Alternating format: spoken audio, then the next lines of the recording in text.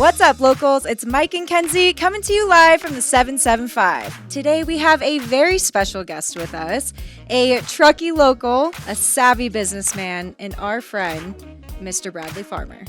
Thank you guys. I'm very happy to be here. Welcome. And this is going to be fun. You look beautiful. Look like a normal. You look like Thanksgiving. Yeah, I feel like I'm dressed semi-appropriately for the season. Yep. I may be a little behind. Now moved into the Christmas holiday, and I'm a little stuck on Turkey Day, but You look Oktoberfesty. I like it. yeah, right. It's cute. We're I feel like I didn't have two enough fun in holidays. October, so keeping it going into November It's a good look. and December. So first thing that we do on this is called failing forward. Kenzie, do you want to elaborate on what failing forward is? failing forward, and I explained a little bit to you already about what it is, but it's where we try to set a goal or try to accomplish something during the week that is out of our comfort zone to essentially push us. And if you can hear that, that is Blackie and Maverick in the background. But it's trying to push us out of our comfort zone, and we just talk about our failings so that we can try to improve and get better. So with that, Mr. Michael. This week I pussied out of an open mic.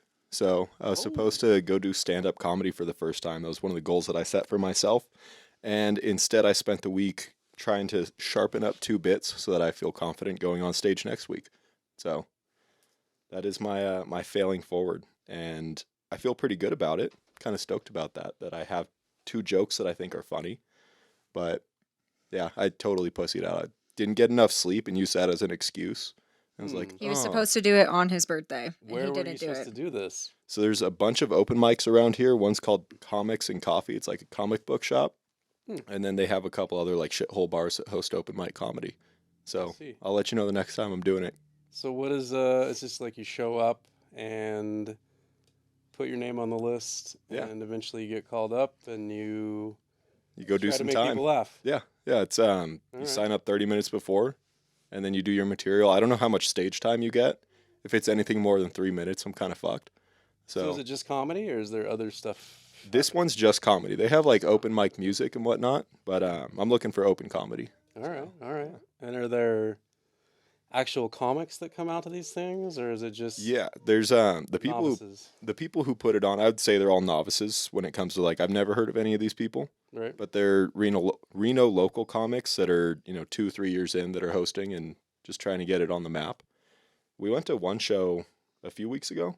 Yeah, it was at Shanty Dolan's. Yeah, they do. Have you been to Shanty Dolan's? I don't think so. You guys keep bringing up all these different. You've never been to places Shanty that I've Dolan's? Apparently, never been to. Well, yeah. Once you become a Reno local, we've done a lot of exploring Mm-hmm. in places that we normally would pass by because we always would do the same shit Right, when you we were kinda get here. Stuck on those same favorites when you're Yeah. not from, when you're not spending as much time in the area. Right. Yeah. So we have just been exploring new places, and Shanty Dolan's is actually right down the street on Keystone. Hmm. And it's just this little Irish pub. You'd have no reason to go in there unless you were Yeah. going to do stand up. All right. Yeah, you walk in, you're like, oh, they're putting on a show in here. Okay, takes like 10 minutes, and there's like 2 people behind the bar to get a drink. Okay.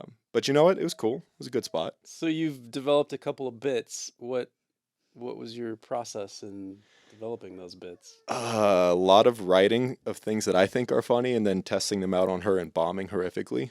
Okay. And so when I try and be funny to Kenzie, she'll just yell out bomb sometimes if it's not good. Okay. But Okay. a lot of that, a lot of refining it, and then finally hammering it out where it sounds like a constructed idea that I can eloquently say and still be silly about it. Because it goes from public speaking to trying to be funny. And it's a So weird... where do you draw your inspiration or subject matter from? Like, what's the draw?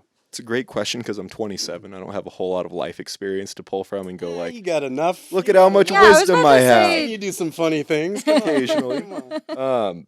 I don't know. A lot of it is just day to day, and then occasionally, like, I'm trying to think of the most recent one. A lot of it pulls from family life because my family's a little ridiculous and they do silly shit, and so it's fun to make fun of it. Yep. Family is an easy Easy target. It's an easy target for sure. Mhm. But yeah, I'm excited about it. I'm gonna do it next week and not pussy out. So that will be my success story of failing forward. All right. Well, Yeah. I can't wait to see you bomb. Thanks. I would love to see this too. Yeah. I Well, would I'll love let you to- know Do you when wanna you're going come? up. I would love to participate. Actually, like Really? Yeah. Really? Yeah. Do you want to go do it on Tuesday next week? Let's talk about it. All right. I'm interested. All right. Yeah. All right. That's really exciting. Do you have bits that you have tried to work on, or I don't know. I've always thought, and maybe I'm just crazy. Well, I am crazy, but I've always thought that I could be completely wrong, but I've always thought that I could just get up there and improv and be funny. and There are people who naturally Just have that. do I it. think you have Yeah. that. I think when you riff and also when you get upset and just start kind of going on a little rant, Yeah. that gets the people I could going. be completely wrong. I could get up there and just be an absolute bomb disaster. But there's something in the back of my head that says that I could just get up there and Well, tell it's stories something and they would inside be of you. funny. Well, let's run it. Let's do it. I don't know. I'm in. Mhm. Kenzie, would you like to go up? I feel like I could do some funny bits, but I would need to come prepared Yeah. because I have stage fright where I just completely freeze, and I know that that would be me on stage if I didn't come prepared with a bit. Like I could not improv at all. Well, if you show up with one elf ear fully on and one half on, you will be funny. Wait, is it? No. You're already doing great. These are like keeping the heat inside of me. Oh no, I'm roasting. Like, you. I This feel- jacket is like, I feel very hot right now. I might be losing the jacket soon, folks. Sorry about that. Hey, No, my I'm in. ears might be Apologize coming ahead of off. time. What was your failing forward, Kenzie? Well, the season started for us, the snowboarding season, and we recently went to Mount Rose. Ooh. First time Which there. it was our first time skiing at Mount Rose, and I like that mountain a lot. Just went and bought tickets, or We have No, we season got passes. passes. Oh, you bought Yeah. passes for Mount Rose. Look at you guys. I know, Reno locals. I We're love here. This. I love this. Yeah. Well, Palisades is doing that whole parking thing, Right. like where you have to, so, and it's just too far. And then North Star, Wait, hold on. What's the parking thing? I haven't been following that. you have to pay and reserve your spot now. Really? Yeah. Oh, that's whack. Yeah. So, I mean, I Yeah, don't know. it's Do you have interesting. more Well, information? I haven't closely followed it. I mean, I tend to try to stay away on weekends and holidays. I Yeah. think that's when they're trying to implement it. It's interesting. I don't know if it's look, something has to be done about the traffic, Hmm. and I think there's some attempt to improve the traffic problems Mm-hmm. along the corridors up there. Yeah. I feel But like it also seems like a bit of a money grab I was because gonna say you're paying to they're basically charging still be in people traffic. for the spot. A lot of people are not gonna. I mean, people are just unaware these days of basically everything. Hmm. So a lot of people are gonna show up having no idea this is going on, and they're writing $80 tickets. Yeah. So between the charging for the reservations and all the tickets they're gonna write, Oh, it's a That's a total lot of money info. grab. that's a lot of. Yeah. Yeah. I feel like it's already too far from us. And like with our schedule, weekends are really the days that we're only going to be able to go unless we can randomly go during a work. Or if I Workday get sick. Yeah. Or if we get, Yeah. yeah, So, if we get sick. get that one day virus. Yeah. or sometimes The it's 2 24-hour days, or flu. No, if I sometimes take a it sick just day, happens to be 3 days. Yeah. if I take a sick day, my boss immediately gives me shit for it. Where it's like, oh, are you gonna be riding at squaw today? It's like, no, I'm actually sick. I wish I was. He's like, well, I'll see you on a lift if you're there. Yeah, he likes to do that. Yeah. What'd you fail at? So every year I try to get better at park and I seem Ooh. to just not progress because I don't know how to properly bail off of a feature if I'm not doing well. And so I think for me, I get in my head of, oh, I'm going to break my wrist or oh, I'm going to break my leg. And I don't want to be out of commission. Like that's not worth it to me. Like I want to be able to know how to properly bail. And every time I try to go up to a feature, I swerve. Like I go up to it and Because you have a last and I minute go around it. panic. Yeah. And I know that, and like obviously I'm very beginner at park, but I want to progress. So it's like how do you get better if you don't try? But I also feel like I don't really have a teacher. So anyway, my fail is that I keep swerving from the feature. So is this jib Kinsey or jump Kinsey? Wait, is this what, Kinsey? Jib or jump? Are you going on a feature or are you taking gravity by the balls? Um, Grab them. Are we talking rails here or are we talking jumps? oh, we're talking rails. Okay. Yeah, So they jib didn't have Kinsey. any jumps. Yeah, yeah. And I was able to go off of like a box type thing, but the rail. Black dogs. They matter. It's Don't you have a brother who could teach you a little something about? but it's when I go on my own. Oh, okay. Like I just seem to You not said have you the don't have courage. a teacher, so it's like, well. Well, I guess that's I guess that's. Just a little bit. But I feel like it's like I want to have the courage on my own to do it too. Of course, of course. But how do you get that little thing in your head that's like panic? Like how do you Fear how do you gene. get How do we get over the fear gene? yeah? Beta Because I feel like blockers. you've been around it so much. I feel like you would know how to fight that little Yeah, demon in your you head. know, I think it's I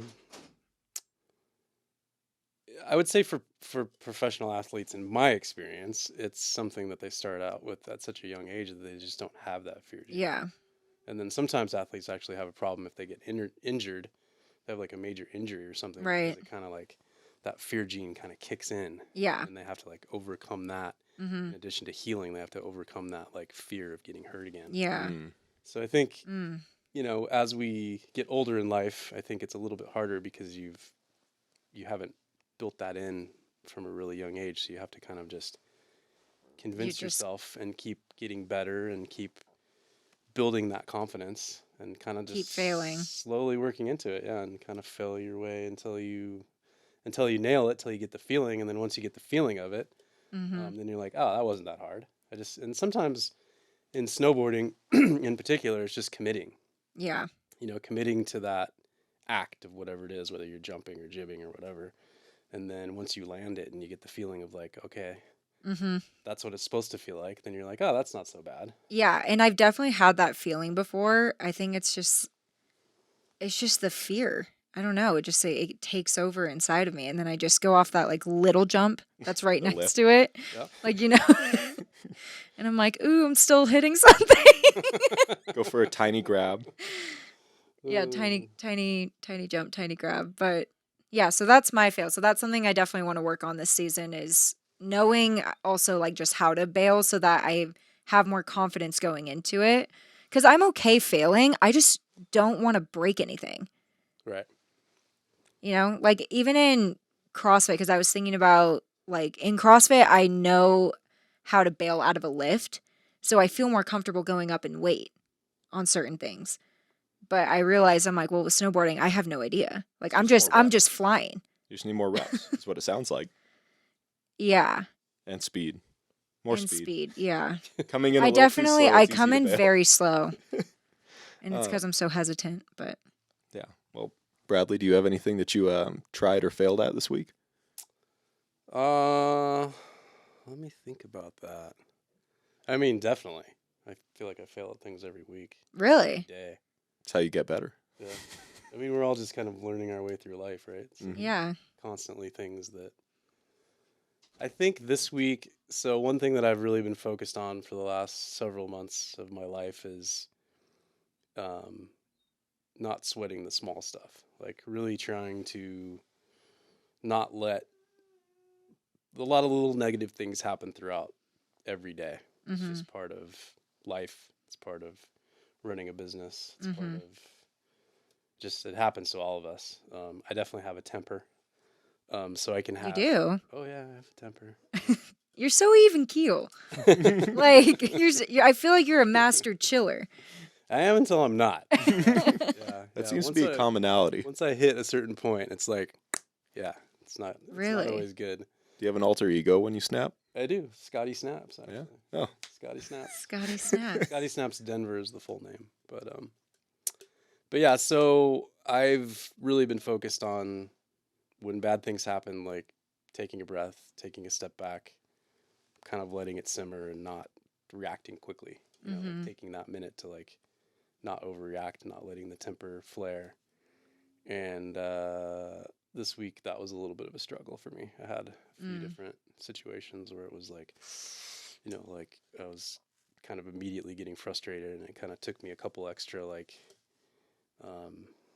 minutes to kind of pull myself back and like not go fully into that kind of frustration or rage or temper or upset, kind of whatever it is.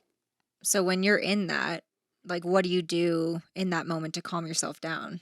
Or do you have any coping mechanisms or? I think it's just recognizing that it's happening before I get to that point where I'm pushing anger or pushing frustration, and just kind of the realization like maybe this isn't a big deal. Maybe if I give this a little bit of time, it's not as big a deal as it seems like, or this actually isn't a big deal. You know what I mean? It seems like a big deal because it's pissing me off right now, but it's not actually, a big deal. Yeah. I think that's, it's been a big effort for me, because I think when you're building a business and you have to do so many different things kind of at once, there's so many different opportunities for failure or frustration or whatever is kind of leading to that, or other people's failures that affect you. I think when you're running a business too, you also are responsible for others. And so the failure feels bigger than it actually is occasionally. Yeah, because other people count on you. Definitely. And it's like it can be a time suck too, and an energy suck, right? You're all of a sudden dealing with this situation, and it can occupy your mind and your energy and your time when you have all these other things to do. So if you let yourself get pulled into that, it can really screw up the flow of your whole day or everything else that you have to get done that day. So rather than just moving on and like letting go of kind it. of putting it aside maybe, or recognizing that it's not a big deal right away or whatever it is, not letting that one thing sort of take over your whole day. I would say that's something I had to work on. Still are. And yeah, I definitely am still working on it, because I am the type of person where if something annoys me or if I get mad at something, it takes over my whole body and I can't get it out of my head. Yeah. Like it just affects my mood for the rest of the day. And anything that we're doing or anything that I'm doing, it just overpowers everything else.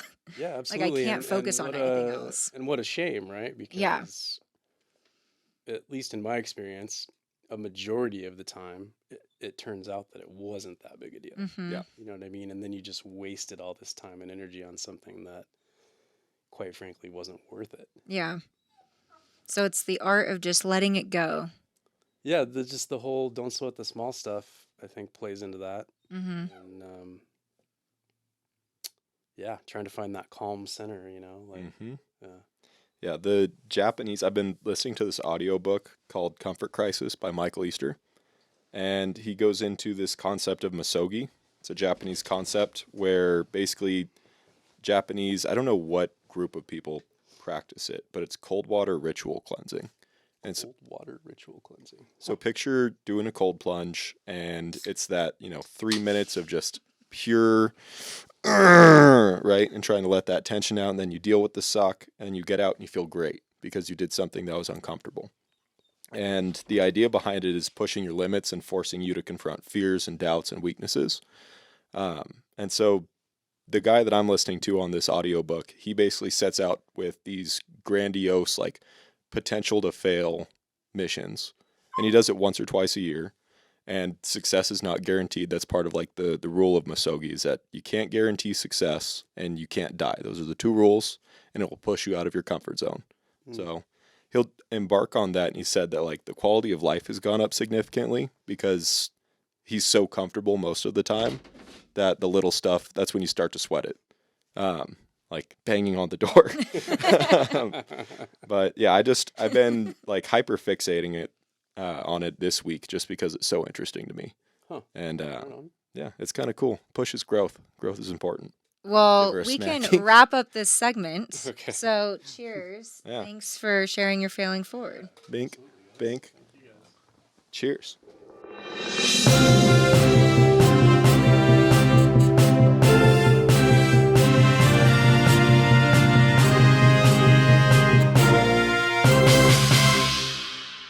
We are tuning you in to Your Favorite News Report. I'm coming to you live from Reno. This is a big deal. It happened last week. The FCC Buckle has up. passed new internet regulations that grant the feds power to regulate what internet services consumers are allowed to purchase, as well as contract renewal terms, service termination, and service suspension. So we didn't get to vote on that. The Biden administration basically pushed, it's called GN docket number 2269.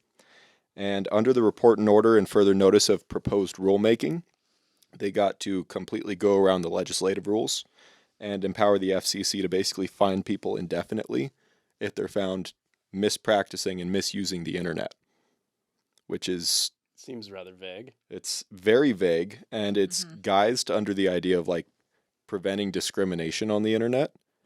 But there was, in the findings in the initial investigation of how they were trying to justify it, they didn't find any evidence of people being discriminated against using the internet.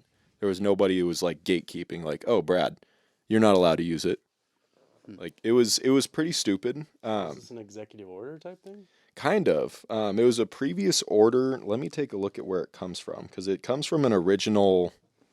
Let's take a look. This is from Section 60506 of the Infrastructure Investment and Jobs Act of 2021. And so they... This was written into the infrastructure bill. It's part of the infrastructure bill, and then there was basically a little back door where the feds could come in and say, hey, FCC, you have the power to tell us that we can now regulate the internet.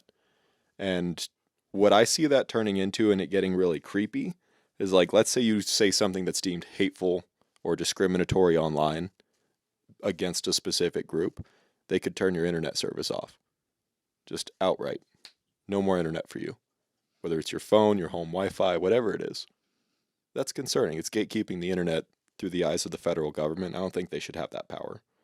And that's also coming out of an administration that, suppressed the Hunter Biden laptop story. They suppressed a lot of information where you're looking at Biden and like just his family being super corrupt. And I don't see an administration like that using it as a tool for good. And if you get somebody even worse, I don't see them using it as a tool for good. It only seems negative to the public. It's giving the government more power, and I'm anti. So that is our news update from Mike for our nation's news. That passed on November 15th. It's a big deal. Yeah, I think it's interesting how we seem to be willing to just allow the government to continue to take more and more power under the guise of like, oh, well, we won't even use this. We won't misuse this, or what? It's like the Patriot Act, for example. It's like, oh, this is to protect everybody. It's never going to get misused. Well, you don't know who's going to be in power. Yeah. You don't know who's going to come along that might decide, oh, now we can get away with misusing this. And that's how it seems to be too. It's how can we use this within our rule set and not break the rules and just tell you never had that right in the first place. Like, that's the creepy part from the Patriot Act, is that it completely like erased your memory of what going through TSA was pre 9/11. Like, some age groups have no idea that you could actually buy somebody a plane ticket, hand it to them, and they could get on a plane for you. You can't do that anymore. Yeah, I just think the more and more that, I'm very libertarian. I think the government should just get the hell out of most things. But why, regardless of the party affiliation or whatever it is, why we think it's a good idea to continue to give up more and more of our liberties and rights to government control is just insanity. And usually it's in the name of safety, but it sounds like this particular thing was just sort of snuck into a bill that had nothing to do with it. Yeah, it's trying to prevent discrimination, but who's being discriminated against? Well, and you lay down. What are you just gonna cancel? You're just gonna cancel freedom of speech so that no one ever gets discriminated against. It's kind of how it's going. It's just, yeah, it's ludicrous. It's insane. This is our other special guest, Maverick. Yeah, what's up, Mav? Hi. Hi. Yeah, thanks for joining. Oh, for licks, yeah. I didn't think you were getting kisses on this podcast, but here we are. Oh, yeah. All right, that's enough. But didn't you say when they were writing it in, it's mainly for like landlords and... So right now, the way that it's being interpreted by the courts is that it extends to landlords, construction companies, rental companies, property managers. So if you're found, okay, chill. Let me give you some space, man. Yeah. Clearly, you need more space, Maverick. Yeah. It's basically being interpreted so that anybody who is responsible for distributing internet to renters or homeowners can be found liable and fined indefinitely.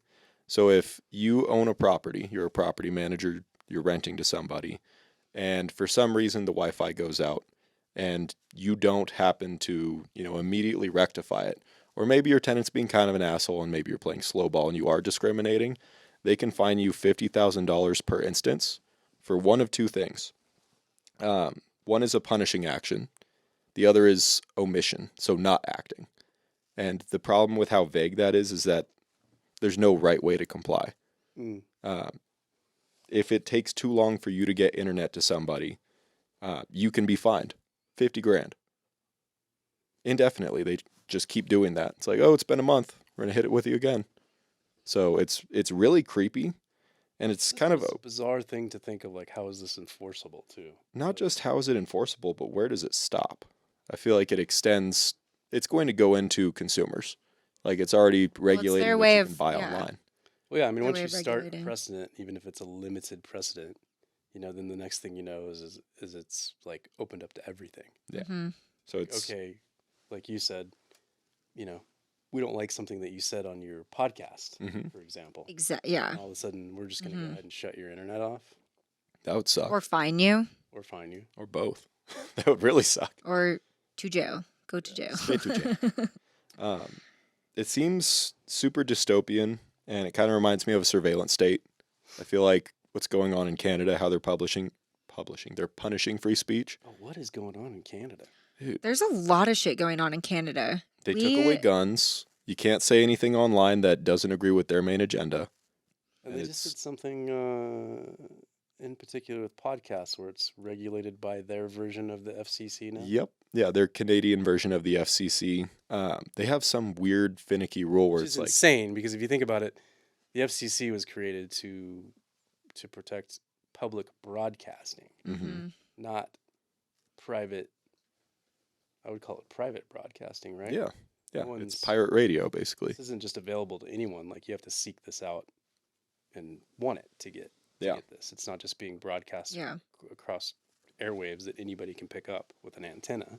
hmm And I don't understand how they can regulate that, but there's a lot of people that are getting either fined, put into jail. We were watching, what was it yesterday? Lady Ballers. Yeah. Have you heard of Lady Ballers? I have not heard of Lady Ballers, but it sounds interesting. It's um. unfortunate because so it's from the Daily Wire, which is Ben Shapiro's media group. It's conservative media, and they made like a comedy. But the problem with conservatives, they don't hit comedy very well. No. Like it sucks because they have funny material, and they had like 3 laugh out loud moments over an hour and a half movie. The rest of it was like not really hitting. But it's about this basketball team that's washed up. There are a bunch of guys, they have no competitive future. And they decide, oh, if we transition to women, but we don't have to cut our dicks off, then we can compete and go to the top. So they start getting brand sponsorships, and they start dominating women's basketball. And they just kind of play it out from there. It's really funny. The concept The is concept is really funny, which is why we wanted to watch it. Yeah. But then as we were watching it, it was like, it just wasn't hitting where I thought it should. Mhm. There were really only like 3. Yeah, why actual aren't jokes. conservatives funny? Can we talk about this for a second? It's a good question. I feel like there's a Because- stick up the ass when it comes to like conservatism. You have to be proper. You can't Because I think there is this, faith, or I guess, what am I trying to say? Like religion aspect to it, where they still have to be a little bit proper. So I feel like their comedic level isn't as raunchy. Like they can't be that raunchy Hmm. comparatively to liberals. So you don't want to offend God? I guess. I feel like that's kind of I the don't know. push because like what else are you worried about offending? Your base is already, following you. They care about it. But I picture like who's a good example? Who's a good old Republican that like has been on TV forever? Bill O'Reilly? Like saying something funny for Bill O'Reilly is not going to land very well. He doesn't seem like he has a good sense of humor.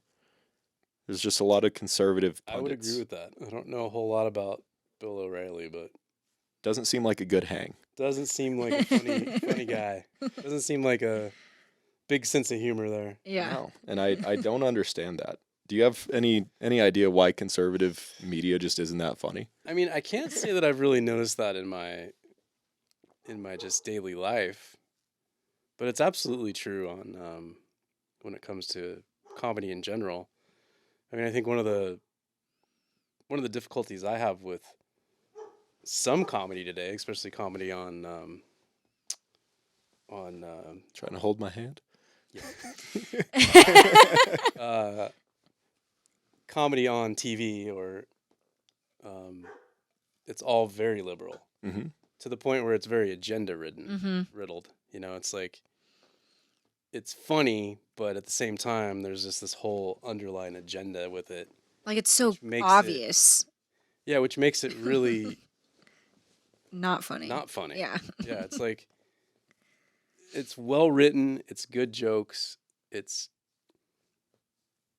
funny, but it's so full of agenda and talking points and just all of it that it's just like I heard what was the one like I used to watch the Daily Show sometimes when Jon Stewart was on it because I think in general Jon Stewart's very funny.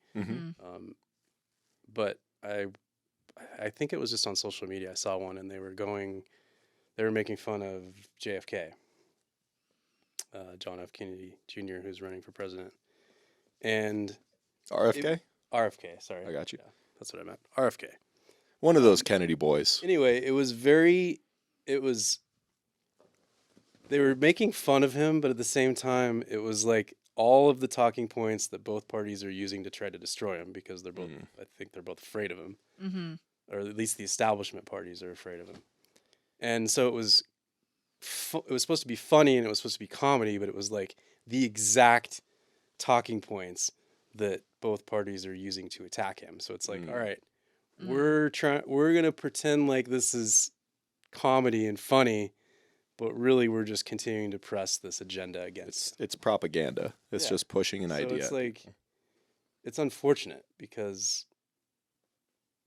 I think that, you know, comedy is incredibly important in society, especially today, because, you know, we're dealing with there's so many negative things out there. There's this dynamic of liberal versus conservative and divided country and all of this. And I think comedy has to play a really important role in overcoming that and bringing people together.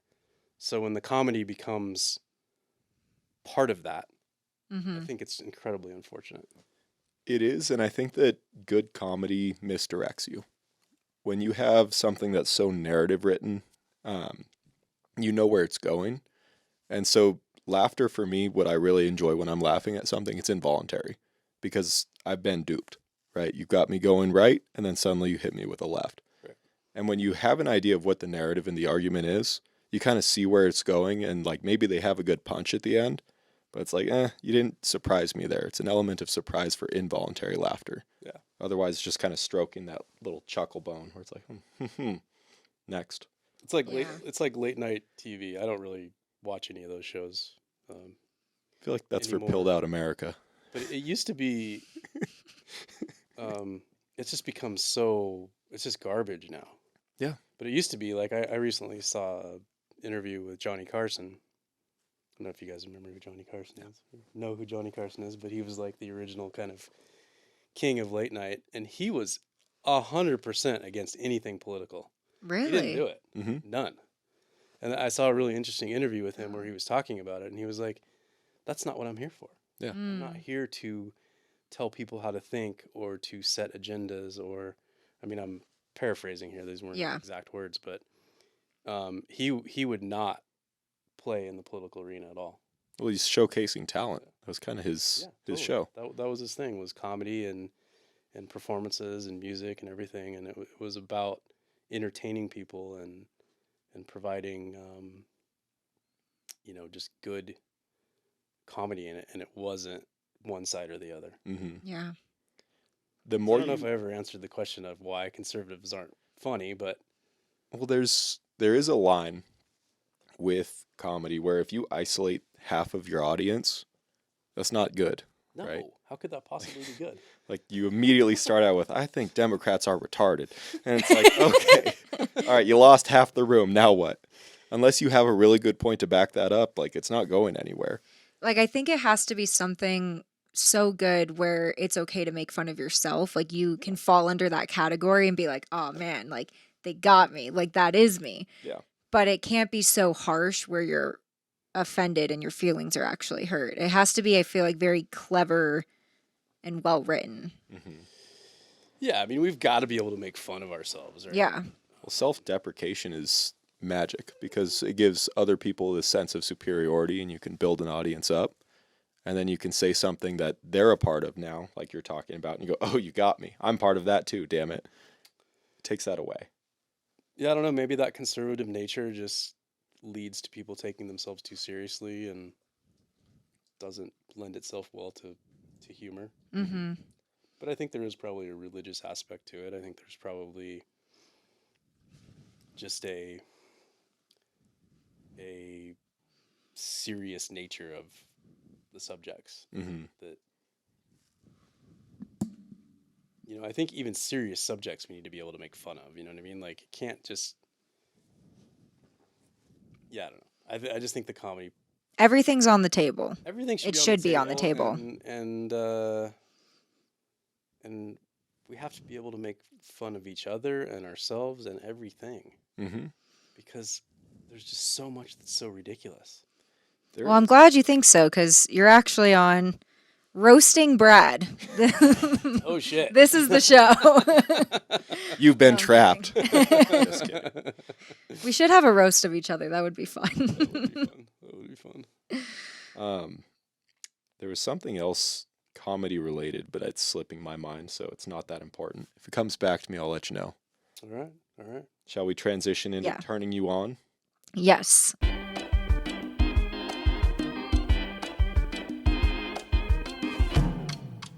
Where we turn not you on, we turn the listeners on to some of our favorite people. Bradley. Sheesh. Sheesh. So we basically switch on and off depending on the episode of Locals Hotline, where we have listeners ask us questions. But if we have a guest, it's turning you on to our favorite people, and the listeners can ask you questions. And us. All right. We're also asking you questions. So we I love me some questions. So we have a couple to start with. One is from LLV. LLV. We don't like to say names around here. But I'm going to start off with her question. Who is your favorite business partner? Checkmate. Wow. Putting you Don't on put me on the blast. spot, LLV. It's a tie. That's a good way to answer it. I'm gonna plead the fifth on that one. There you go. That's a very politically wise way to handle that. You should have said Harley. I have a deeper question for you, something that I'm really interested in. Tell me about Marketing Farmer. Marketing Farmer. All right. Well, I had a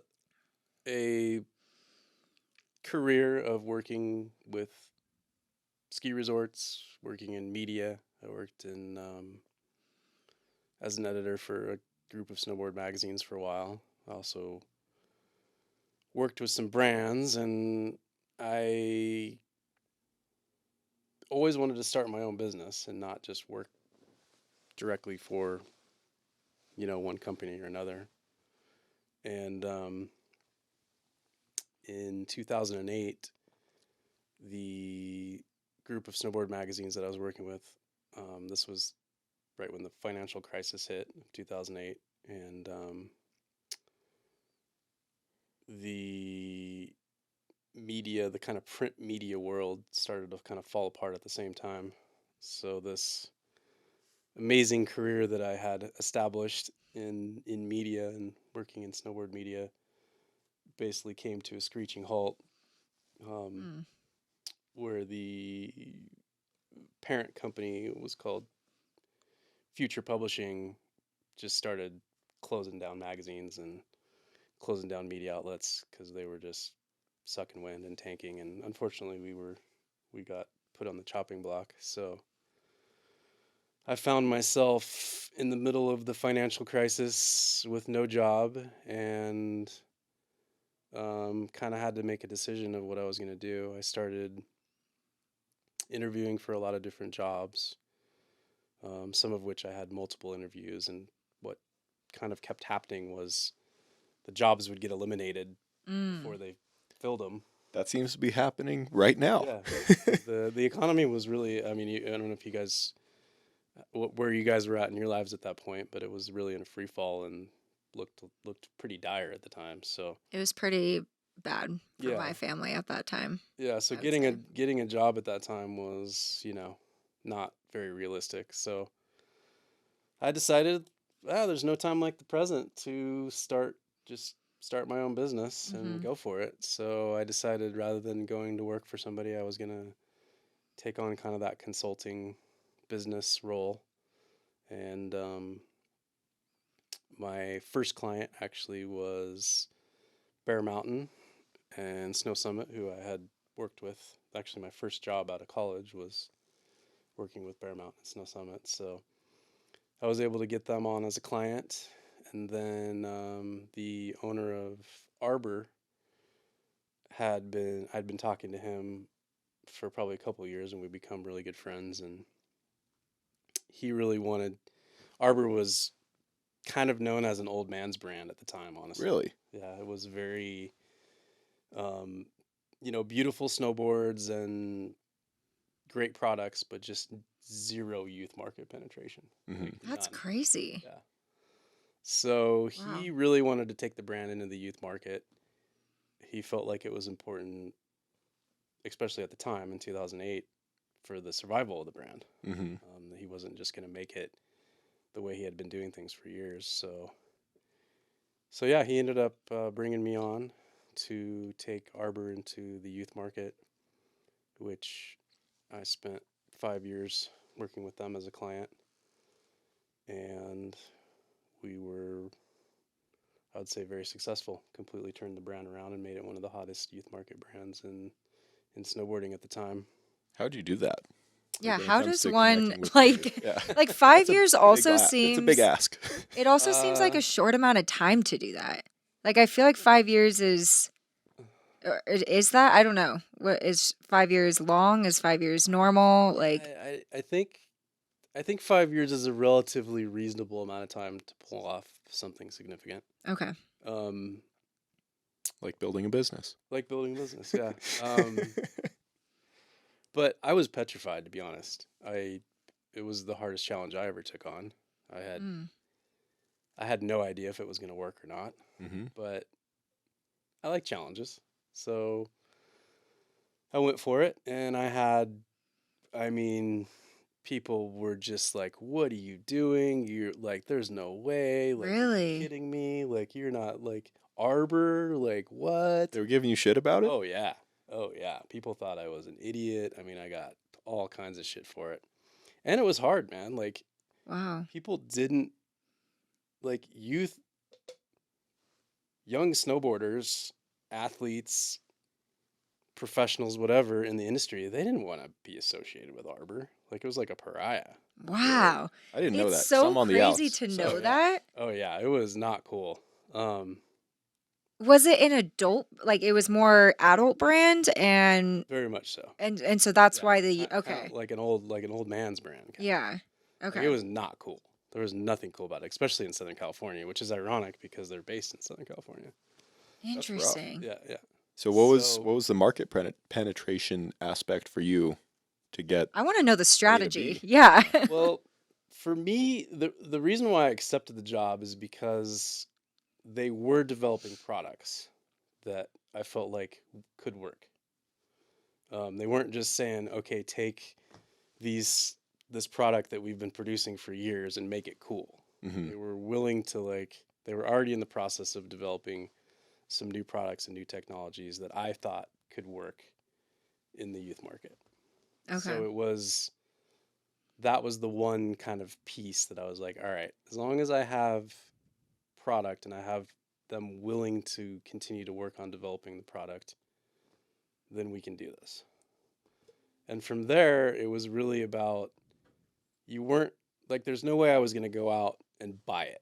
I wasn't going to be able to go out and like put together some crazy team and pay for it and, convince people through money. Right. That Right. wasn't going to happen because first of all, they didn't have the money. Mm. I'm picturing a montage. Like, Second of all, if you do that, it's not going to last. Mm-hmm. So I had to build it authentically. I had to get it to a point where athletes wanted to come to the brand. mm-hmm. So I had developed a good reputation for myself working with Bear Mountain and Snow Summit, and we'd done a lot of really compelling, creative marketing. So I had a reputation for myself, and I had a lot of connections with athletes and with media, and so I had all the pieces I needed to make it happen. Mm-hmm. And I think at the time there was a lot of athletes and stuff that were kind of looking for something. They were looking for something to connect with. They were looking for opportunities, and that's kind of what I did. I just kind of created opportunities, and I never convinced anybody to join. I never talked anybody into it. They had to come to me and want to be a part of it. So I just gradually started building a brand, and through marketing and media and everything, that Mm-hmm. people gradually started to want To to be become a like, all part of right, it. this is going in the right direction. I can kind of see where this is going. And some of it was personal relationships and whatnot, that they believed in me and they trusted that I was going to be able to do something with this. I feel like so it that's just most kind of, great things, right? Is personal relationships and people kind of vouch their belief in you, and that will kind of tether into the brand. Because yeah, if yeah, you're not full of shit, they'll look at you and go, "I trust you, and you trust this. I might as well trust this too." yeah, yeah, there's some of that. And this was an interesting media time. This was right when social media was really starting. Facebook was brand new. Most brands didn't. We had done a lot of really interesting stuff with media and filming and photography and websites and everything at Bear Mountain and Snow Summit. So I was able to take all that to Arbor, and we were ahead of Mm-hmm. the game. Like, we were using YouTube, we were using Facebook, we were, immediately when I got in there, I was like, took all the print ads out. I was like, we're not doing any print ads. Took all the Yeah. money we had for marketing and put it all into Digital. media, digital media, social media, all the kind of stuff that people were just kind of starting to figure out how to market with. Mm-hmm. Mm-hmm. So a lot of things like that, bringing athletes on That's a big deal. that were that weren't just like cool guy athletes, but like Like that talented. were good at media themselves, that Yeah. knew how to get videos done, that knew how to get photos done, that knew how to create content that I needed to build the brand, Mm-hmm. and just kind of built all of that together into a package and just rebranded it and went out with the intent of making that brand cool in Southern California, which is its backyard, Yeah. Mm-hmm. and really taking over the Southern California youth snowboard scene is where we started, and then we expanded from there. But I figured if we could make Arbor of all things cool in Southern California, then from there it would be easy, and that's kind of how it worked out. Hell yeah. Yeah. It's interesting that Southern California is a really big market for snowboarding and just outdoor sports like that. I didn't realize that until after um, just kind of like It's a talking very with my brother and like I didn't realize that Southern California was so hot in that regard. Why is that compared to Northern California where I feel like you're closer to bigger, better mountains and more athletes up here? I think in the '90s and early 2000s, just action sports in general was very Southern California. Mm. the surf scene, the skateboard scene. Like it It had was all all just seasons. it was all just headquartered there, and you had a lot of skateboard companies and surf companies that kind of came into it, and you know while Bear Mountain and Snow Summit and kind of that Southern California resort scene, you're talking about small mountains and not Mm-hmm. the most amazing terrain, but what they did is they were willing to innovate Mm-hmm. in terrain park development and really catering to that kind of surf skate culture. Yeah. And so, because of that, because these resorts were, they got it. They're like, all right, if we want to be successful these days, like we Mm-hmm. have to cater to this culture and this customer. Totally. And I mean, you're talking about music scene. They had concerts with all the bands that everybody was into. Like it was a huge scene for several Yeah. years. Like it was all part of it. The Mm. music, the skateboarding, the surfing, the snowboarding, crossover events between Hmm. surfing and snowboarding, and like I mean, you name it. Just Southern California was where it was all starting and where it was all happening. Well, have you guys So seen? all the brands built their headquarters there because it Yeah. was just where it was all happening. All the magazines were in Mhm. Southern California. It was just all at one point. Literally, it was all there. Like there was Wow. a few East Coast brands like Burton and whatnot, but for the most part, it was just all in the like San Diego, Orange County area. Have you guys seen Lords of Dogtown? Yeah, Yeah. Have you? I don't think so. I think it elaborates a lot on what you're talking about. absolutely. Yeah, It takes surf culture to the streets, talks about skating, and then skating developing into snowboarding. Oh wait, is this a documentary? Yeah. Okay, yeah, I think I have actually seen this. It's Yeah. very, very interesting because I feel like it ties into why SoCal is such a big deal in the snowboarding community. Mm-hmm. Because you think of SoCal, you think of LA, you don't think about Bear Mountain when you grow up where we No. grew up. That's why. Yeah. If you're from your neck of the woods, I feel like that makes a lot of sense. Like, yeah, Bear Mountain. Like that's where you go. yeah. I mean, it was just kind of where all of the innovation was happening. Which isn't to say nothing was happening in Southern California or Utah or other areas, because it definitely was. Hmm. Mm-hmm. Those were big scenes too. But for those reasons, the industry of it all was very much so planted in Southern California, Yeah. And still is. and still is. It's not nearly as dramatic as it used to be, but yeah, it still is. With the just, I feel like you grew up in guerrilla marketing and pounding the pavement, being very in person, very active when it comes to the actual marketing of a product or a brand. What do Like you boots think? on the ground type of Yeah. marketing. What do you think about just being, still in marketing, but in the age of big data and AI? Um, Where do you see that going? Because that was a very open ended question. it's a very open-ended question. Yeah, I mean it's interesting. Marketing. I struggle with marketing today. I'm not gonna lie. I was lucky enough to kind of evolve in my career at a time when marketing was very dynamic. Yeah. You had everything from TV to radio to print to social media coming online to kind of, you know, YouTube and video, and you could still make movies, and long form stuff was still good, still worked. Mm-hmm. Um, so I'm grateful that I got to evolve during that time Yeah. because I got to experience, I think, some of the best of what marketing ever had was ever capable of, to be Mm-hmm. honest. Um, Today it's just so hard to get people's attention. It's an attention economy. It really is. Mhm. And social media marketing to me has just become kind of just frustrating. It's just Yeah.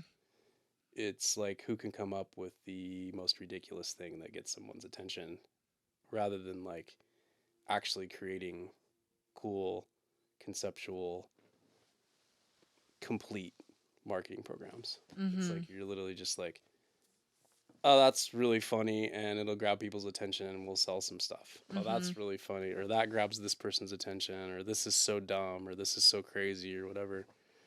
It's lost its art, I think, Yeah. unfortunately. Which isn't to As say that um, there's not still some really kind of respect to be given to those who are making it work Mhm. because there is. Mm-hmm. But it's very hodgepodge and not very interesting, I would say. And I'm not trying to be like What I old or hear. out of date, No, no, but no, no. No, it's just it's a It it's very relatable perspective. I yeah. feel like I think a lot of people. I mean, I've only been in the marketing industry in a very specific niche industry of real estate, but my exposure to it has been extremely frustrating. it's a lot of work and it's really hard to actually get anybody's attention with it. Mhm. Right. You can put a ton of work into it and then you start looking at the views and you're like you're not even getting people's attention for 5 or 10 seconds, No. No. and it's like Drops off 5 seconds in. it's brutal. So it's like, how do you keep it so engaging the entire time? There is a formula to it. You have to freak out. Yeah, you have to be like you have to come up with the craziest crap that people are gonna Right. like be Pay willing attention. to continue to watch, Yeah. or you have to get their attention so quick that you can convert that into a purchase that quickly. Right. Yeah, I mean, I I would say guess. Mr. Beast is a great example of someone who has Yeah. managed to like build this kind of dynamic system that's worked really well. And Mm-hmm. it was not overnight either. It was No. over a It takes decade time. of like Yeah. grinding and working hard. I want to go back to you talking about sounding archaic in your approach to marketing because Mhm. it's not. You sound like an artist that sees people butchering art, and it's very entertaining to observe that because I observe that feeling with certain art forms, and you can see people doing something that's quick and it has a quick response, and you're just like, that's not going to stick around. That's not something that people will really resonate with. Marketing to me has always been like, okay, the minute you think you have it all dialed and mastered is the minute you need to rethink everything. Mm-hmm. Mm-hmm. Like that to me has always kind of been marketing because you don't want to like you can't just find something that works and then stick with that forever because it's not going to. Yeah. Like you have You to have to keep adapt and you have to change. keep evolving it and keep reinventing everything. Like that's what good marketing has always been to me. Mm-hmm. But now we find ourselves in this position where it's like you literally have to reinvent it every day. Yeah. Right. Like you have to be throwing crap at the wall every day and going, all right, that's getting attention, that's getting attention, that's not getting attention. Throw that out. And in order to do that, you kind of have to have your own in-house, full in-house creative where you have people writing and filming and trying and posting and you know what I mean? Like it Yeah. that's what works today. Mm-hmm. Well, as a small business, how the hell are you going to do that? You can't you can't there's no way you're going to have enough money to pay for an agency to do that and pay the insane amount of money that it takes to try to implement that on Mm-hmm. social media Right. advertising. It's expensive. It's a Like full-time job. yeah, even for a company that has resources, it's hard to pull off. Yeah. So I'm not saying you can't do it. I'm not Yeah. saying it's not possible. But like you were saying, guerrilla marketing, boots on the ground, like that kind of strategy of the past is really hard to pull off these days. It really is. I feel like there's going to be a rebound towards that because There kind of has to be. the Like social the media pendulum economy is of just, attention it's is going to just swing back. too intense. Well, and to be honest with you, social media advertising in many ways just doesn't work anymore. Whatever, it is what it is, right? We all have Mm-hmm. to try to work within what works, and I think I think something has to give though, Mhm. because the modern forms of advertising are not working very well. All right, let's switch it up a little bit. We were talking about managing busy schedules Mm. and just basically how you don't blow a gasket every single time. Yeah. I mean, I blow some gaskets. You do it privately then. You do a good job. Well, thank you. Thank you very much.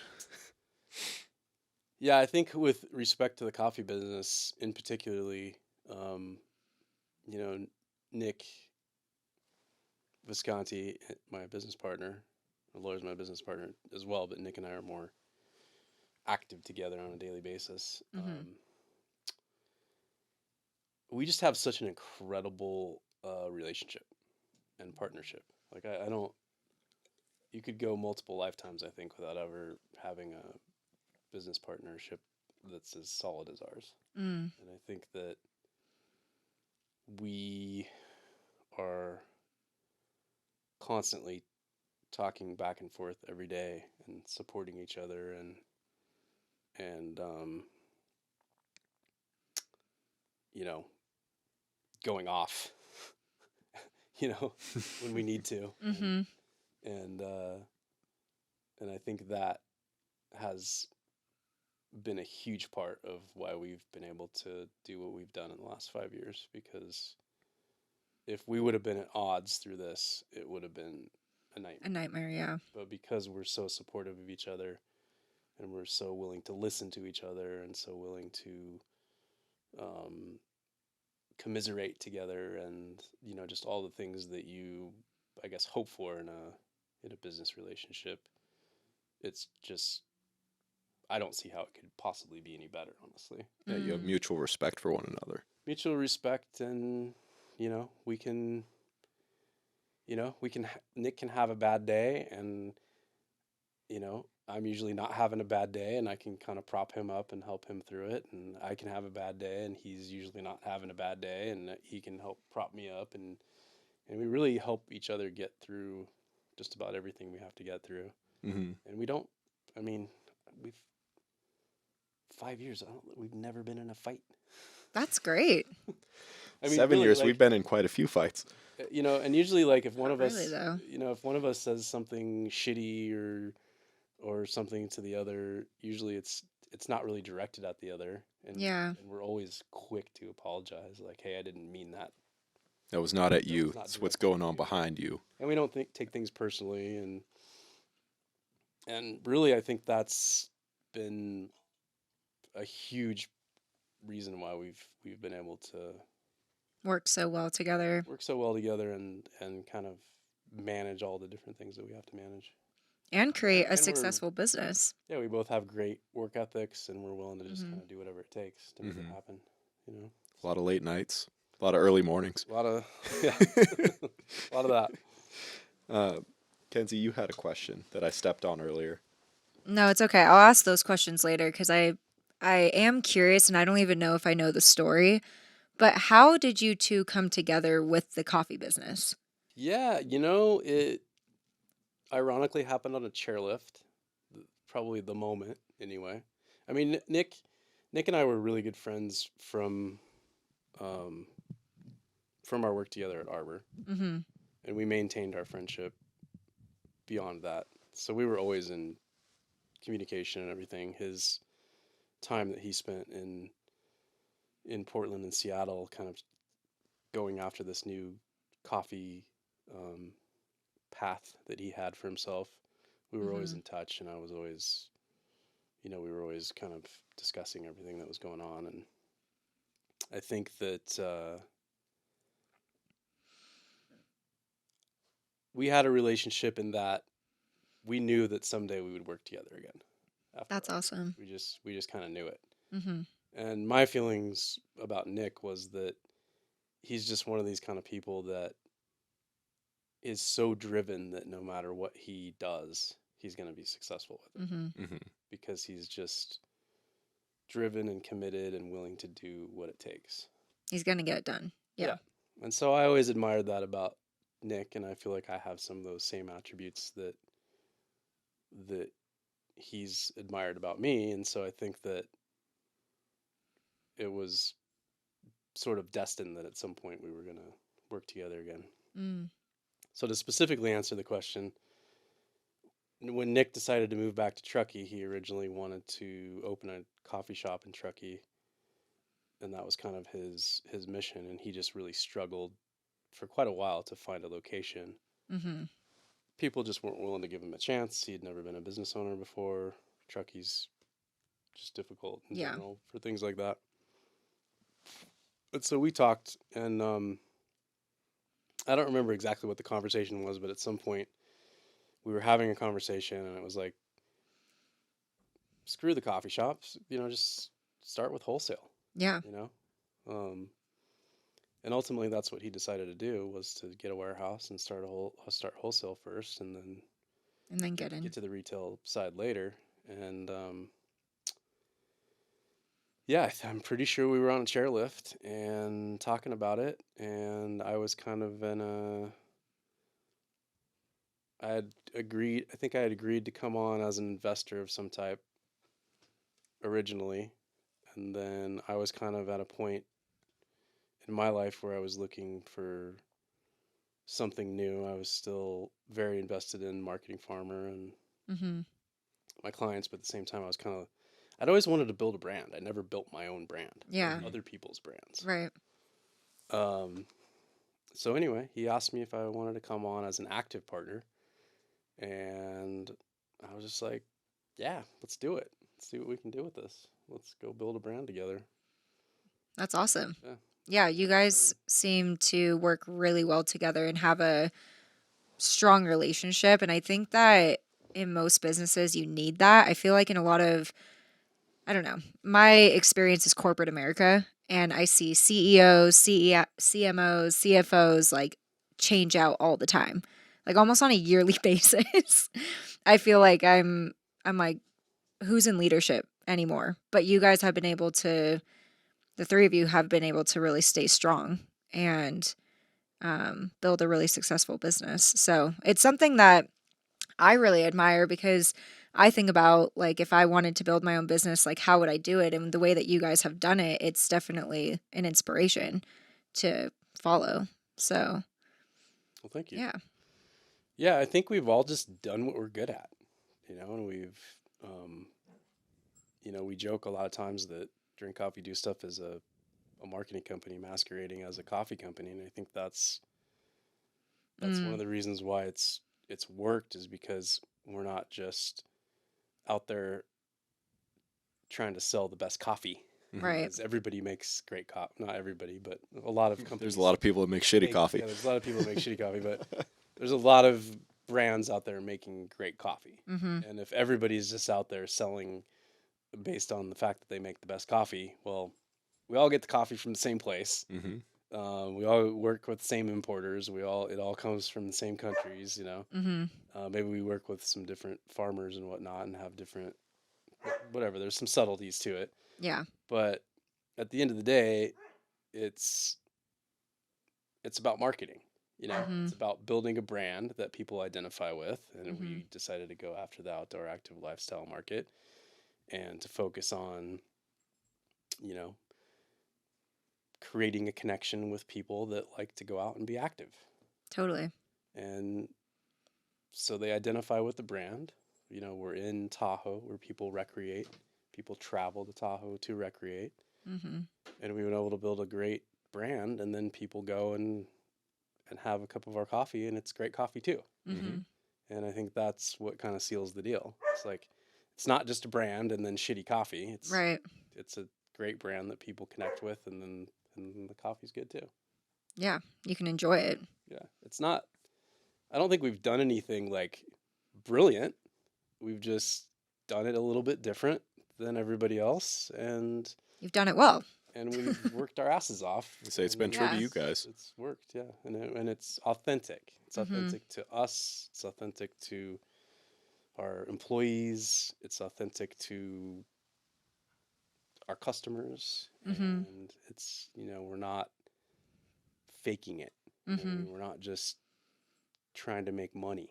Right. We're trying to build something that brings people together in what they do and what they love. Mm-hmm. I'm gonna transition a little bit because I can't help think of what a savvy businessman you are, Mm. but you're I also don't like the way you said it. That makes me uncomfortable. Such a savvy. Such a sassy businessman. sassy, savvy, but you're also a bachelor. So for all our single ladies out there, we got a few questions from some single ladies. Oh, okay. Okay. So My great grandmother. She happens to be recently on the market.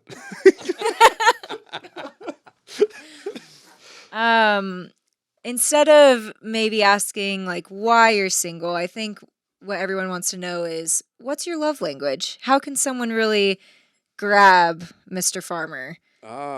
get his attention, since we are living in a world that's hard to grab our attention. I see. Nice callback right there. Wow.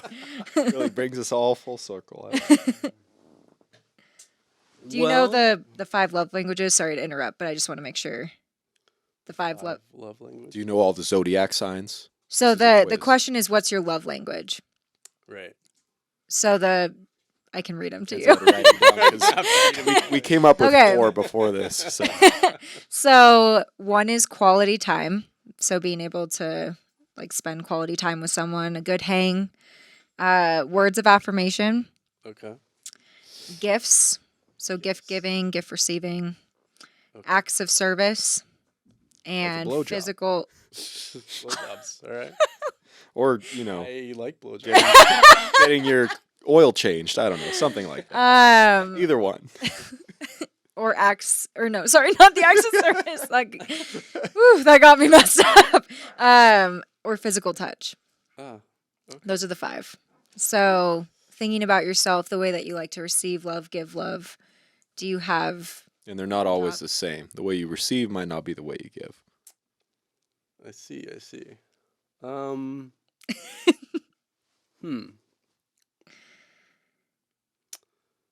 I mean, I guess in some respects it's all of the above, right? Okay. You know, I think that I would kind of fit into Every single one. various aspects of that. Okay. For sure. I think I like to give. I like to. You like to give acts of service. You like to give gifts, physical touch. What do you like to give specifically? Kind of all of it. I like to make people happy and Really putting you on the spot with this one. Behind door number 1. Come on out. It's a weird question because we had this conversation and that was my go-to. It's like, Kenzie, I feel like you're all of them. And I think it depends on the mood that I'm in. Like all what of them. what I need at that moment. Right. But I think overall for me, if we haven't spent time together, like I do think something's wrong. Yeah, no, when we haven't spent time. So I would say quality time for me is what I like to receive. I feel like I'm a big gift giver with you. So that's like how I would like to give my love. I don't know why. It's just when I like see something, I'm like, oh, that reminds me of Mike, or he would like this. Like that's why I like to do that. But yeah, I guess it depends on like the mood that I'm in. But for you, like just when you're in relationships, have you noticed that there's a specific, like one of these that's very specific to you when you give or receive? I think I like I like to make people feel good, whether that's with a gift or whether that's with my attention or whether that's with supporting them in something that they're trying to achieve or something that they're going through. I like to make them feel good, whether that's sexual or not. I think if it's the right person, I think I'm very giving. I don't think I'm just like a taker. Well, I'm happy to receive the same. Everybody loves gifts. But I'm not I think one of the hard things for me with relationships through my life is I've been challenged with finding that like equal relationship where it's like you're into them as much as they're into you. Reciprocation's a big one. That kind of balance. Yeah. Which for me has been like I'm not willing to settle for something less than that. I think that's really important. I think that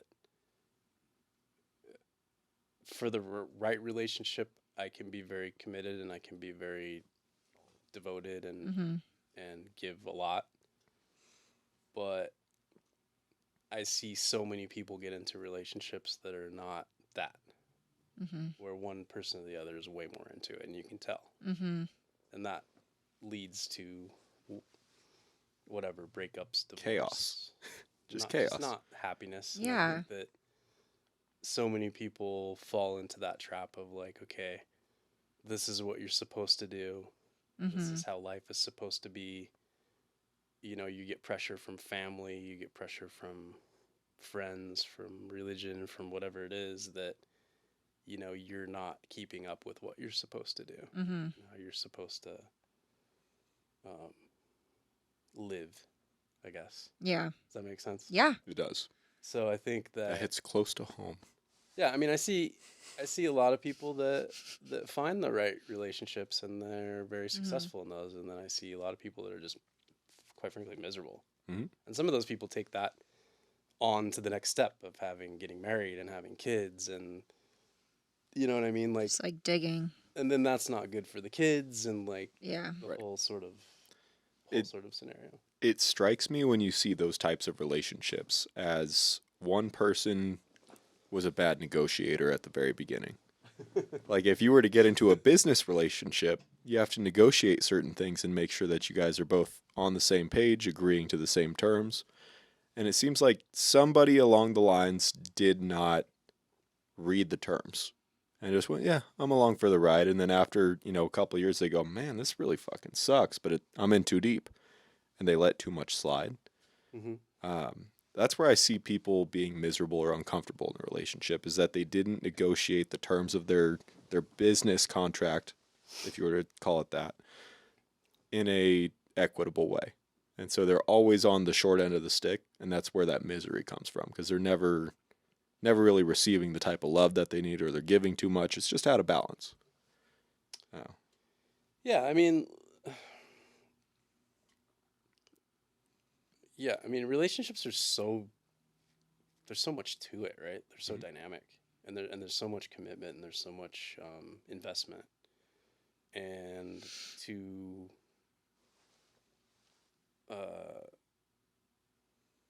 to be willing to like give all that.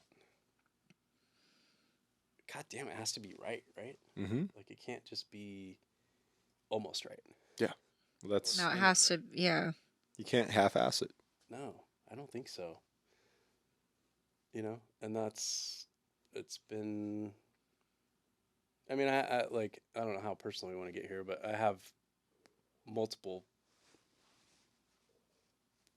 issues with myself, my extreme independence and things like that have gotten in the way of relationships or my commitment to my career, and how I've identified through my career and been really found happiness through my career, which I don't regret. Ironically, that makes you more attractive to a mate. It can, yeah. I think it does more often than not. Up relationships too. I feel like that's Yeah. the initial bait that reels people in. They're like, God damn, this man is committed. He is dedicated. He's driven. And I feel like But he's not coming home. Was this Little House on I'm the just Prairie? kidding. Yeah, no, I mean it's a double-edged sword, right? Like I think that you want that, and I think people do seek that out. People are attracted to that, but then the reality of that can oftentimes be very, very difficult. Well, they hope that it extends to them, and it doesn't always, especially if it's not reciprocated. Because if you give so much effort and intensity towards your business, your life, your health, all the things that you really invest your time and focus into, and then you add one other extra thing that takes from all of those buckets, right? Yeah. Like a relationship is not something that you can just kind of tend to on the side and, oh, I'll see you once a month. That will fizzle out. It takes a lot of focus. It takes a lot of energy. It takes a lot of your time. And what initially I think attracts people to that, they hope that it translates to them. And that's a selfish want, like they're attracted because of how driven you are, but they don't realize that drive is because you're dedicated to this, and to ask you to pull away from it is going to hinder you financially. It's going to hinder your success level. And it's a weird line to tote. It's that double-edged sword that you're talking about. Because I feel like if you give too much, you're going to, falter in the other. And you can't afford to falter in that instance when it comes to your business.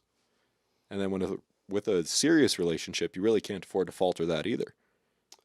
No, and quite frankly, you know, I don't have a lot of regrets in my life, but I will say that you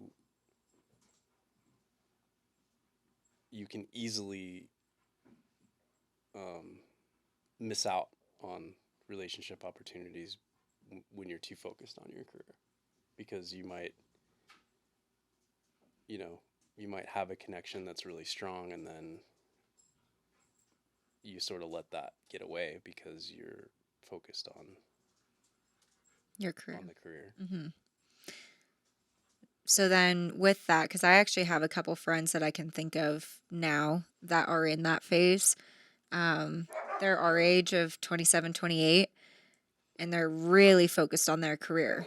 I just wonder if you have any advice for people that are like 27, 28 that are getting like really focused on their career but want a relationship right now. Like, do they have to choose, or how do they go about that?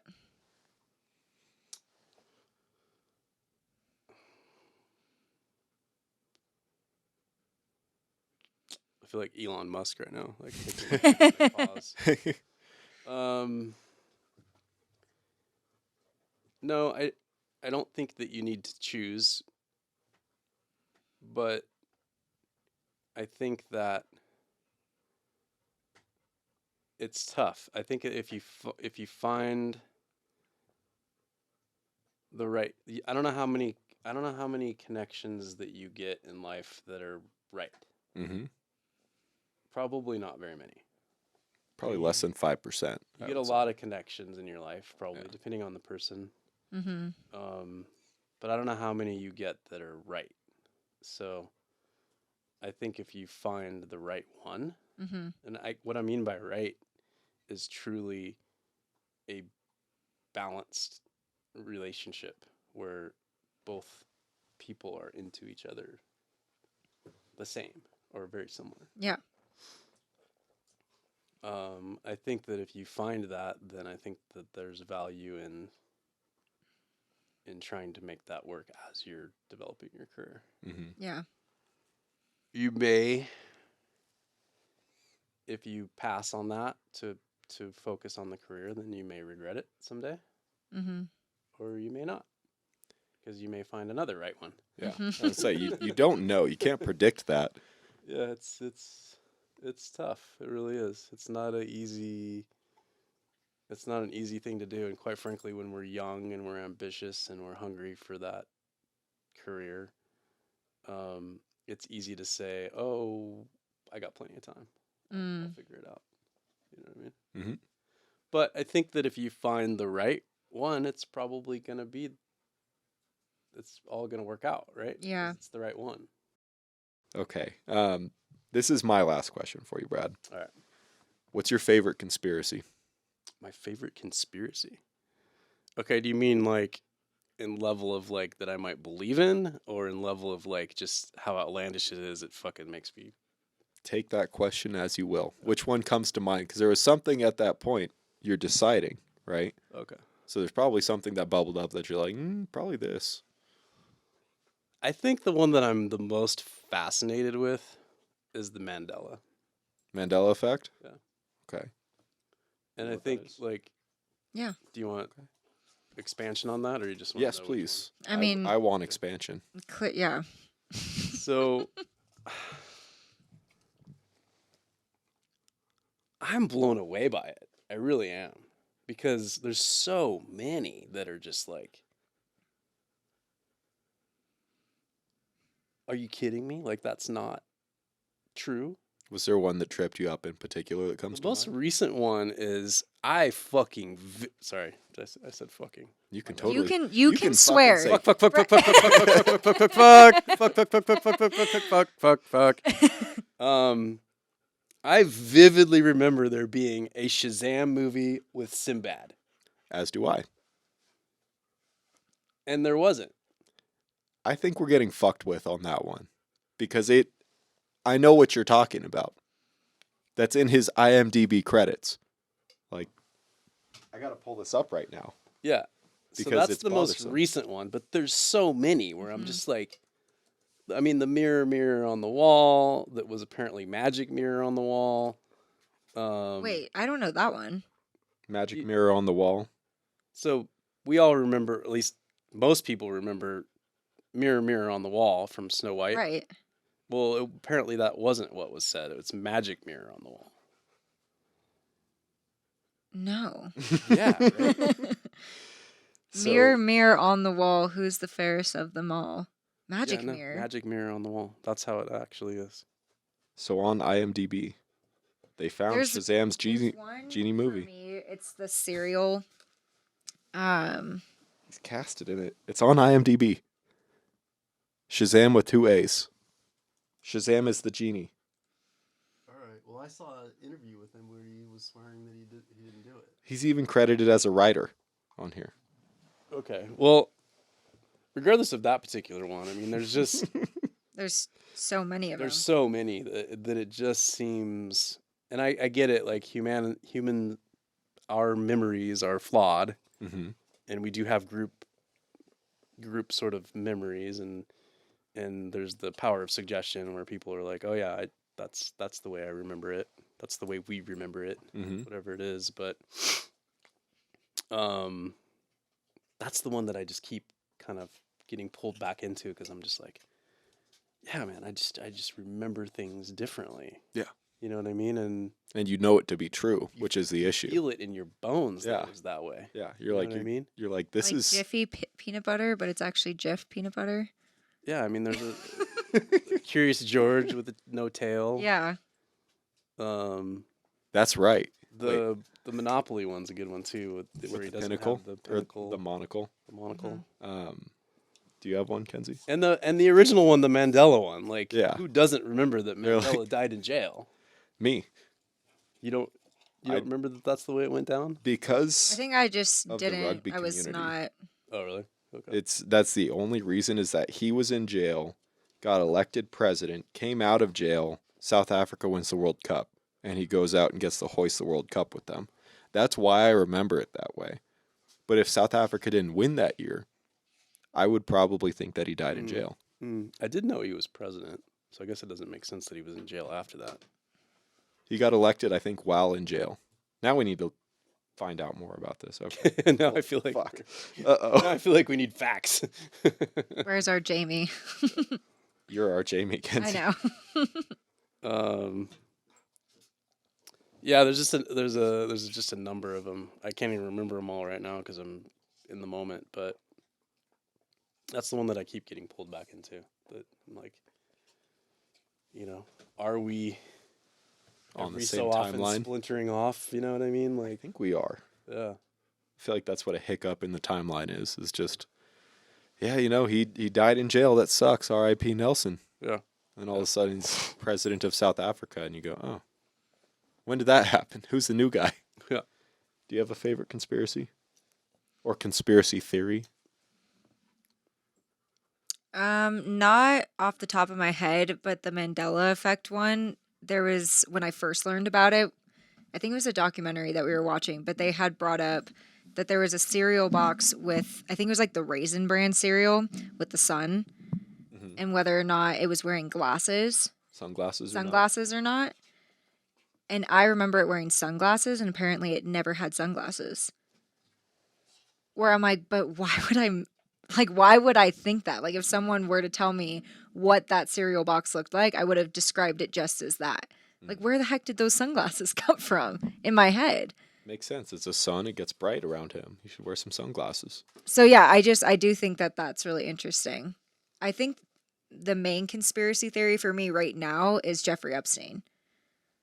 What part of it? Because some people think he's still alive. Yeah, I think it's that part of like, is he alive? Was he part of the CIA this entire time? Like, I feel like there is more to the story, and I feel like I can believe that he is still alive. Because did they ever show his body? Like, did they? It's a good question. I don't know the answer to that. Yeah, that one's wild. I gotta say, like, there's clearly a lot of cover up and Yeah. craziness going on with that. Yeah. Yeah, the way he supposedly died, if he did die, is I Questionable just feel at like, why best. would you kill that man? Like, wouldn't you want more? Like, he has all the information that you could ever want. Why not keep him well, that's why he alive? got killed, Yeah. right? Right, but I feel like, why You're not? filling in the blanks for Yeah, me. you That just is- summed it all up right there. Why would you get rid of the person that can connect you That to has a all the information. I don't know. I think in my head, I'm like, he has so much information. Yes, it'd be easier to kill him. So yeah, if he is dead, that also makes sense. Yeah. But I think for me, I'm like, I would just keep him alive and like just tortured in milk a him dark for room information. where he can't have access to anybody else. Hmm. Like no one would know. They're never gonna know. Yeah, we'll gonna never know. Hmm. But yeah, what's your conspiracy theory? Operation Midnight Climax. Operation Midnight Climax. Are you familiar with it? I am. Are you familiar with it, Kenzie? No. So, I don't know the exact timeline because a lot of it is black papered, but the CIA decided to test LSD on unwitting subjects using then yes. brothels. And they would dose these This guys. was in the book Chaos. Yes, that it I read. was. Yeah. With Tom O'Neill. Yes, very good Um, book. Fucking hilarious, though, that they would. Unfortunately, these guys thought they were getting a little bit of pussy. And they drank some of this prostitute water, and the next thing you know, the entire room's melting. And they're just watching them through a two-way mirror. I find that hilarious to me because it's true. Mm-hmm. And our tax dollars funded it. Right. And I want to talk to one of those guys and just be like, what was your experience like as a John getting dosed against your will? And then was there any kind of repercussion after that? Was there any legal recourse? Was there anything that they were punished for because they're soliciting prostitution? But it's government funded prostitution. Like such a gray area. But Yeah, that's a wild one. I mean, just the whole experimenting with LSD and just the concept that psychedelics have been illegal for so long and how ridiculous that is. And the fact that this type of research was going on. This was the 70s, right? Yeah. Right. Yeah. So the fact that this type of research was going on, Mm-hmm. clearly the powers that be understood that there was some significance to these. well, there was And it's just, I don't know, man. I feel like it's so unfortunate for our entire society that psychedelics have been illegal and have not been Yeah. in research and in trying to figure out, like, we're getting there now, but like how many decades have been lost of good research. potentially these drugs being useful for treating people for just all kinds of different issues. Mm-hmm. And instead we've just been pumping people full of ridiculous Pills. side effect ridden drugs. Yeah. A lot of legal drugs, psychotropics. legal prescription drugs. Yeah, it's pretty Blackie, gross. stop. Uh, Stop. Go. there Had enough. was- I forget the guy. He just recently died. He was working with Nixon on basically criminalizing hippies and blacks with drugs. One on with crack and the other with LSD against hippies. And then when Reagan took over, fast forward a few years, they cracked down on everybody across the board when it came to like mandatory sentencing. But Reagan's chief, I forget what the guy's position was, and it's unfortunate somebody's going to roast me in the comments for it. But this guy just recently died, and he had been very outspoken towards the end of his life, saying, we knew what we were doing was not really effective, and we knew that we were putting out a lot of bullshit. I think it might have been Reagan's guy. I don't know where Nixon's coming into this other than criminalizing hippies. But Well, they were both a huge part of the demonization and creation of all of these penalties for use of these, quite frankly, drugs that I think should just be a personal choice. You know, Very what they were libertarian really of you. doing is they were going after political parties and political identities. Yeah. Through these drugs that should be your personal choice of. That's how they were getting at these political opponents, and it set, I would say, our country back, the world back, really, because the world followed the United States on drugs. The whole world, It really. did. And it set our world back. It set humanity back decades because of this criminalization of something that's just It's an idiocracy. It's just dumb. And the person that I'm referencing, he basically went to his deathbed saying, we knew it was bullshit. It was 100% politically motivated. Yeah. And we basically suppressed information on purpose because we had an agenda to push. Yeah. And that guy got to carry that through his entire life, knowing that that might have set our society back, 50 years minimum? That's kind of crazy to me. 60 years at this point, because we're talking all the way back to Nam. 60 years. It's insane. Well, Kensington, final question. Our last guest, I don't know if you knew him. His name's Jordan Brandt. But we asked him to provide a question for our next guest. He obviously didn't know it was going to be you. Right. But he wanted to ask whoever guest number 2 was going to be, what is your favorite band and why is it not Pod? P-O-D. Do you know who P-O-D is? P-O-D? P.O.D. like the metal band? P.O.D.? I think so. Probably. Jordan. I had to clarify with him. He's like, it's only the best band in the entire existence of mankind. Very specific. I mean, I know who P.O.D. is, and I would not describe them that way, but they're not bad. They're a good band. Well, his question really is, what is your favorite band? Right. Not Not Pod. Wow. That's a really a hard one for me because in my past life I was supposed to be a rock star. supposed to be. I was supposed to be a rock star. I play the drums. I love music. I really honestly thought for most of my childhood that I was going to be my life was going to be in music, not Maybe that's your next life. Maybe this is prepping you. Maybe that's my next life.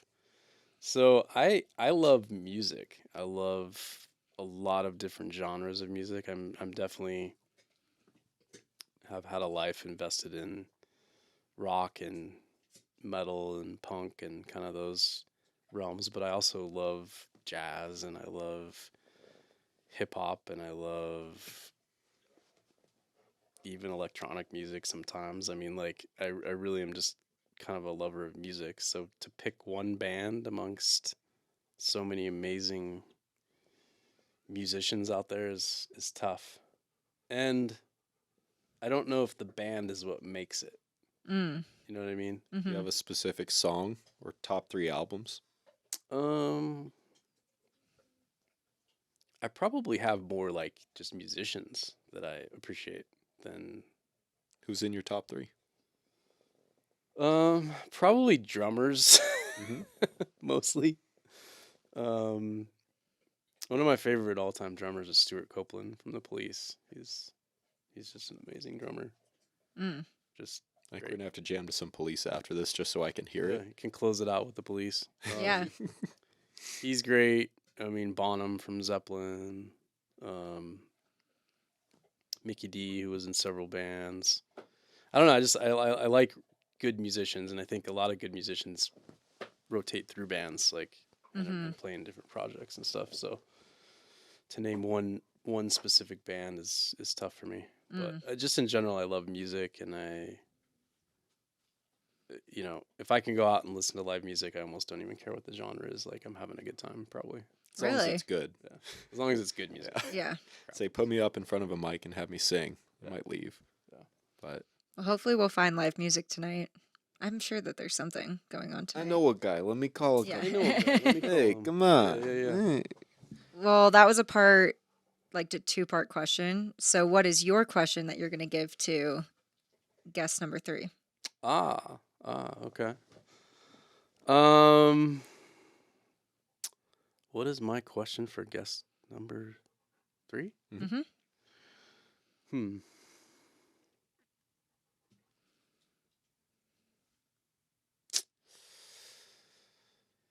I think one of the most interesting things about my life has been how unpredictable it's been. Mm. I think that life is hard to predict. Hopefully, right? Because I Mhm. think if you're having a dynamic, interesting life, then it's hard to predict. So I think one of the most challenging questions is to ask someone where they see themselves in the future.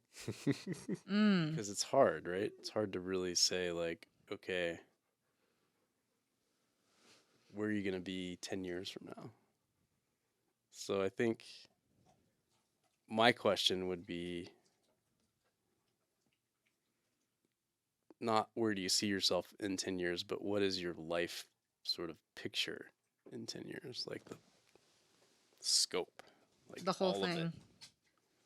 That's a you great. know? I Are you love Work- that writing this down? question. Because we're going to need to Work, definitely Well, record this. work, relationship, it is recording. like, you know what I mean? Like, Yeah. where do you see your whole world in 10 years? I'm writing it down. But I like that with my Because that's also with something. my business pen. I'm finally using it. It's Sorry. also something you can look back on and go, I wonder if I was right or not. You know what I mean? Mm-hmm. Well, if I had to ask 17-year-old Mike what 27-year-old Mike would be doing, I'd be pretty upset with myself. Went completely different directions than anticipated, but that's part of the beauty. That's And life, right? yeah. You know? that's the Like, beauty of it. I think that's what makes it engaging and exciting, because if you could see what else is coming down the tube, you might get pretty bored pretty quick. Yeah, I do didn't it see myself living like at this age. I like couldn't see past a certain age, which was 18. So my younger self, like I didn't imagine being like a vet or a doctor or anything like that. Like I couldn't see it. I was like so focused on what I was doing then that I couldn't even imagine it. Yeah. Which I don't know what that says about me as a kid. Let's not psychoanalyze. Yeah. We don't have another 3 hours. But anyway, well, thank you, Brad, for joining us, for wanting to hang out with us, and for sharing your life with us. So yeah, thank you guys for having me. That was fun. And You want to do it again? I knew it would be good. I'll do it again. Yeah. Fuck yeah. Yeah. Well, thank you. and we'll have to Seriously, dress up again. Yes. we don't yes. have to dress up again, but I would prefer to. Shout out, Junkie. I like the dress up, although I am hot. I know, I'm- gotta take this. I'm a Yeah. little sweaty. All right. All right. Good stuff. Thank Later. you.